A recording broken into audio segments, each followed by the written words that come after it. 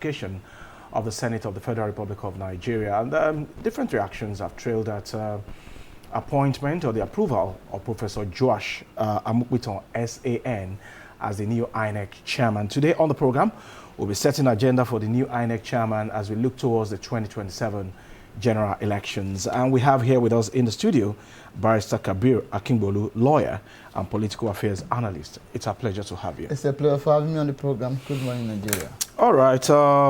Part of what was cited by Mr. President as the consideration for appointing Professor Joash Amukbiton, SAN, was his pedigree and his years of untainted record. Going by the pedigree of this man, does that give you the confidence that indeed things are going to change in terms of performance of INEC as we look forward to 2027?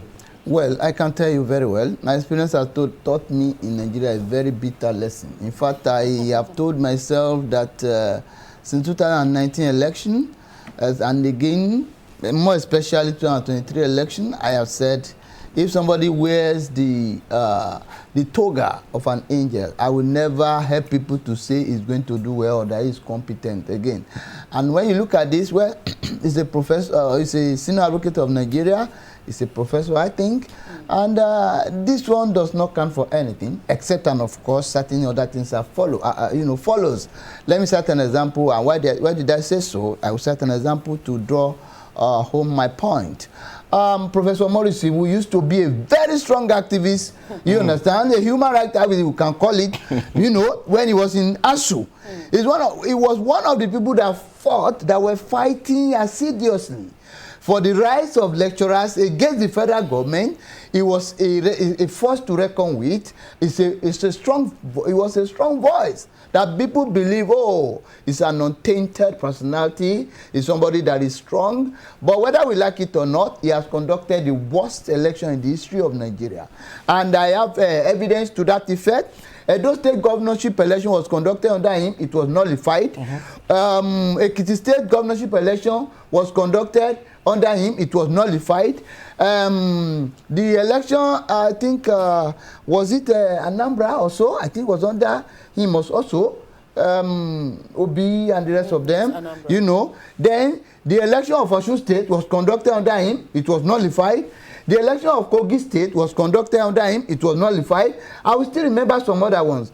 And there is no INEC chairman till date that has had that level of scandalous elections. So he was a professor also, and he was an activist. So if we are bringing a professor prior to his appointment. So the integrity, and again, I want people, I have had opportunities, you understand, to work with the government, in government, you understand, and I decline because it's a terrain that is somehow, I don't know whether it's jinxed, whether it's something that is there. In 2012, in my state, they offered me SA to government. I said, I don't want. By the time you collect the money, you pay 10% to the cover of the party. You on any political appointee in any state, you pay 10% to the cover of the party. At least 2/3. If you spend 50% of your salary for the members of the party, you still be a useless person because they believe you are earning more. When you are made 10 naira, they believe you are made 13 naira. And again, there's no how you can watch yourself. So what am I trying to say? People go to office and they get corrupt if care is not taken. As I talk to you, I'm in an appointment in Ekiti, a member of the Ekiti Judicial Service Commission. I say, okay, I'm doing it free of charge. They gave me 5 years, I finished 5 years, they say they are renewing, they were the one even jostling for me to come back. I say, I don't want, because some of these things are funny. So people going to public office should know, they should set agenda for themselves. We have agenda set by the Constitution. We have agenda set by the populace. We have agenda set by the electorate. But will they follow it? Do you understand? You also, as a professor, as a lawyer, as a senior advocate of Nigeria, as an elder statesman with his age, with his pedigree, and so on and so forth, he need not be told of what are the things that of those things that he needed to do. You knew where that person fell. You knew the inadequacies of INEC. You knew what happened to Jega, what people criticize him for. You know what people criticize Yakubu Mahmoud for. You know what happened to Morrissey and the rest of them before, and the rest of the people before them. So why will you not take it? You understand? They say life is lived forward, but can only be understood backward. So this appointment is a delicate one. It's a very delicate one because you see, You want to do this. Sometimes you want to do the right thing. But the politician or the system, thank you for borrowing me the right word.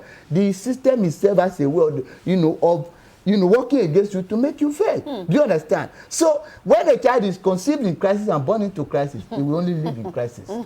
I mean, we might as well just say, you know what, this conversation is over. Let everybody just go home.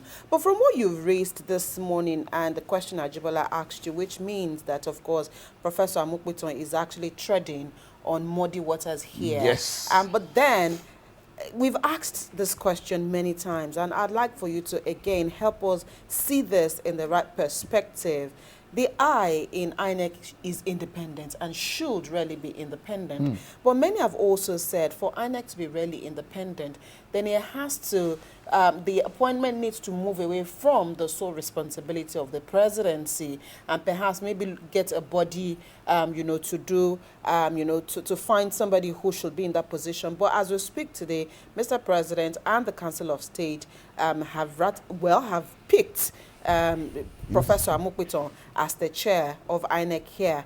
But since you've said he needs to also look at the antecedents, learn from all the lessons of his predecessors, how truly can INEC be independent? The only way they can be independent is by to stick 100% with the words of the Constitution.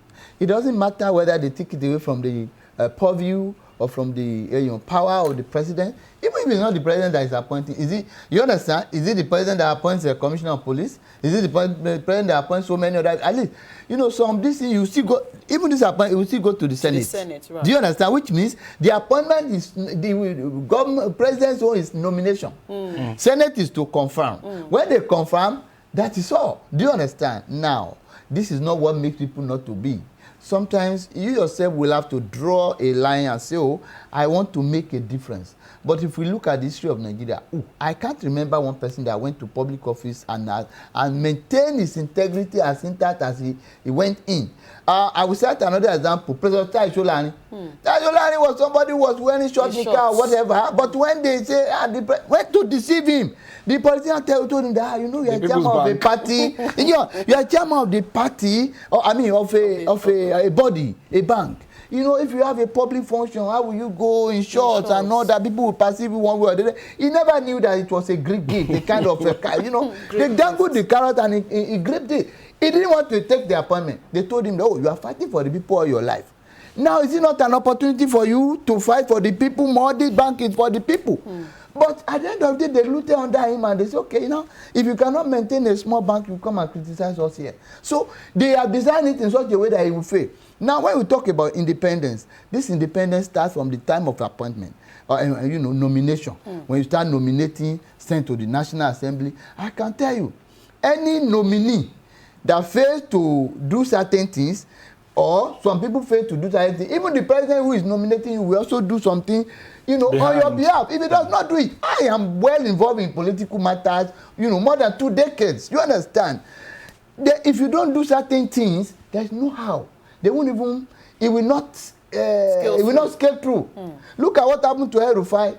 They nominated him, but they never do those things. They never did those things. They refused him. So it's only when the president still wants you that you will get it. And when you get it, there are some things. Until somebody who is saying, I want to die for Nigeria, we start there, we will die here. Do you understand? That is when we can see any difference. In Ekiti State in 2007, the election was conducted. They nullified, they declared a particular candidate of the PDP. Then they did the election petition. The election petition ordered for a rerun out of 177 words, they ordered for a rerun in 63 words. They went and did the rerun. At the end of the day, the PDP candidate still find a way to rig the election one way or the other. And the INEC Chairman, one Mrs. Ayoka, he said, no, I wasn't going to announce a fake result. He resigned. He tendered her resignation letter. Obasanjo summoned him to Abuja and said, go and complete that process. Somebody who has resigned, you brought him back. Did he apply again to become a... a lot of things happen. That's why till tomorrow, Obasanjo will never talk and I would respect him. Anybody that is listening to him, I find the person not following history. He is the one, Babangida, they are the one that had the best opportunity to repair Nigeria. This monetary economy of politics that we are practicing, we practice the most expensive democracy in the whole world. Now, he has this thing of putting them on a right pedestal, but he came with money bags. You remember an incident that Galum or Naba throw Ghana must go of money that he gave them. But the same person will be giving advice now. Okay. But it's a delicate one for Professor Joash Amukwiton, like you have rightly painted. So how does he draw the line between his integrity and the game plan of the politicians? Because whether he likes it or not, they will come and they will tempt him. That's what I'm saying. The only thing, that's why I say, except somebody who say, I want to die. Should he just decline the appointment? No. If he knows, he will not be able to prove. But Nigeria, Africa, especially Nigeria, we are not in a terrain where people, reject good offers, or where you say you are not going to do this. Even your anger song will tell you, this is our opportunity. You have to do this, you have to do that. Are you aware that in Nigeria today, if you are a senator or you are a minister or you occupy one good office in Nigeria and you didn't build a house, they will not, next time, your people will hate you for not building a big house. If you build 3-bedroom flat, they will say, look at him. Do you understand? So, so the societal values itself has decayed. So, if either he says I'm not taking it, or if he takes it, he knows that I am going to damn the consequence. When they say, oh yeah, come, I'm not going to. Remember Mantu? Senator Mantu came on national television and said we used to rig election. What happened? He said it, if you forget, social media doesn't forget. So it means it has been happening. They will come, you say, okay, I am not going to play this game. Announce the fake result, I will not announce. Those are the ways you can do it. And people will say, oh, you have really done it. How many people? In Nigeria today, we have EFCC and the like. Apart from Ribadu, no chairman of EFCC has left there unscattered.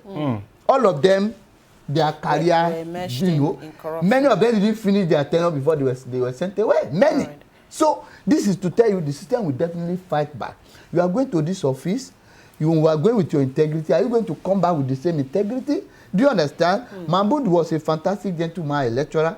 Professor Jega was a fantastic gentleman, was a lecturer, of goodwill.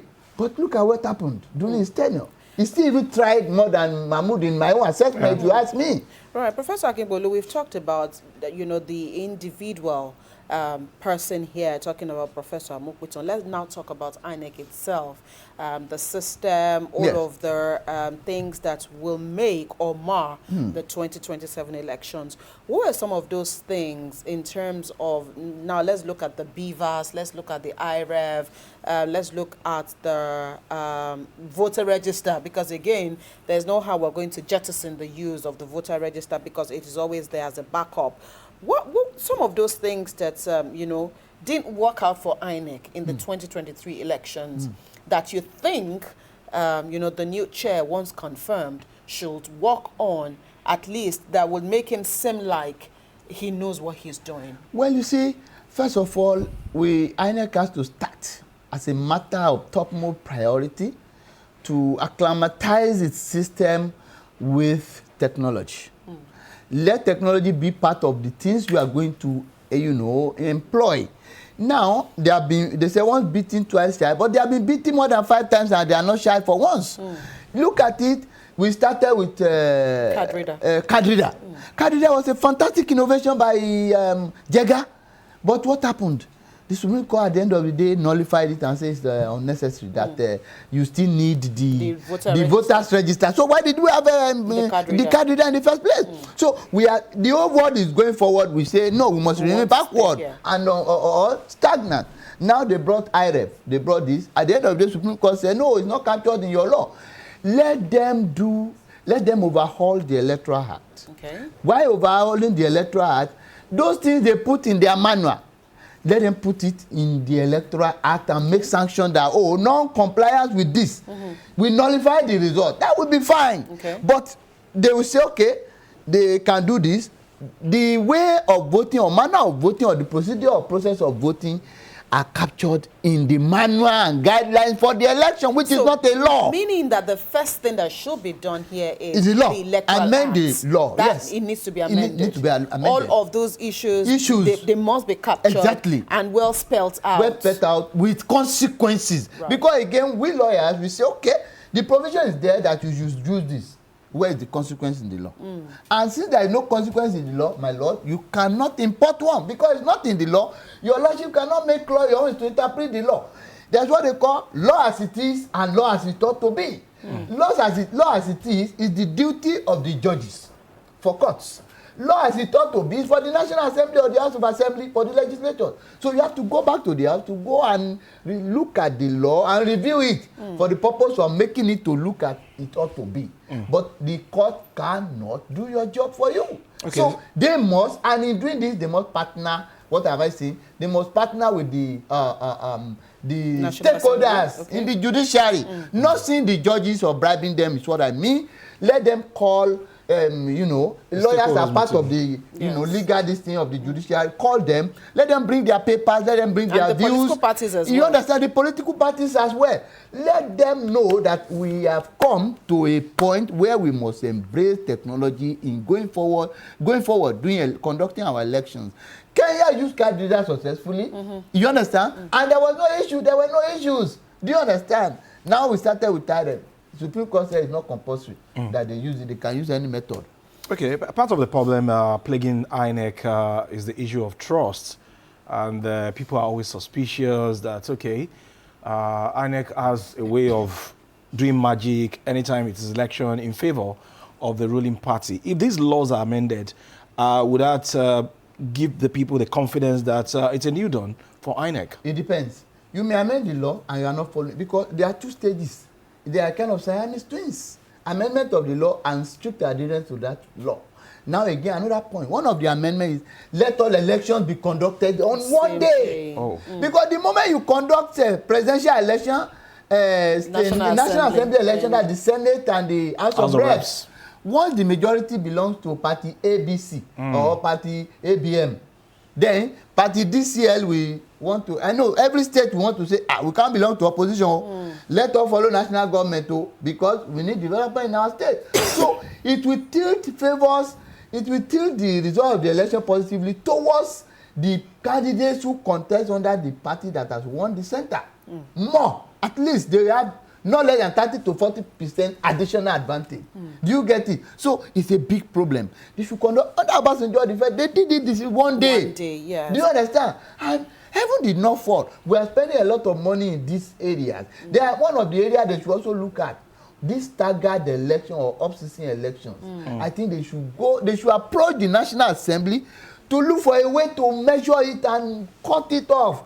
Ekiti election now will come up next, the primary will be this year. The primary is this month anyway, by October 27th. Now the election will be next year, I think June. That of Oshun will be July or November. So Ondo State will be February. Edo State will be like August. So Okogi State will be like January. Anambra State will be like this. You understand? We have about 7 states. All these things.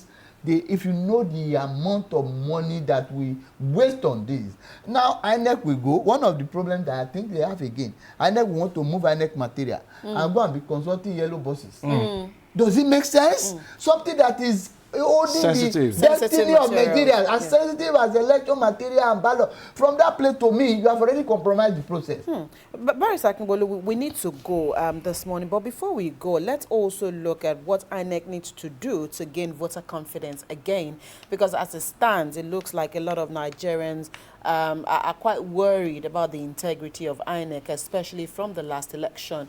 What does INEC need to do? They need voters orientation, orientation of electorates, which will cut across. It should not be done as mere rituals. They must pay, serious obedience to it. Go around every nook and cranny, every local government. Let them campaign and say, oh, this is new INEC. This is what we want to do. Then let the process of registration be simple. Let the process of collecting the voters card be simple. You want to transfer your card from here to Ondo State or It's to Ekiti, trouble. it's trouble. So you will, at a point, you will ask yourself, you go the first day, you spend 24 hours. Second day, then you ask yourself, you see my father that is contesting. Right. So they make people to be tired. Do you know how much you will spend to go to those places? So these are the things they must make this process to be very simple. Then with the billions we are voting to INEC, why should they not have vehicles to transport materials? What does it cost? Instead of yellow buses. Even they can even airlift it. You understand? They can airlift it, all the southwest zone, airlift it to Lagos, let Edo come to Lagos, let Edo Ondo State come to Lagos, or something like that. There is even airport in Ibadan. There is in Lagos. There is in Ogun State now. Okay. All those things will have, but because you want the boys to eat. That's what I see it to be. Okay. Why? Well, all right. Like we said today, we do not have so much time to spend on the program today. But, of course, this is an ongoing conversation. And hopefully we'll be able to get Barrister Akingbolu back into the studio sometime soon. Perhaps when the confirmation of Professor Amukwiton is done and we know that he's the authentic INEC chair, then we can begin to set better agenda for him going forward. Thank you so much, It's a pleasure for having me on the Akingbolu, program. for being here on the program this morning. We'll take a quick break. When the conversation returns, it will be the turn of the Lagos conversation to take you through their topic today.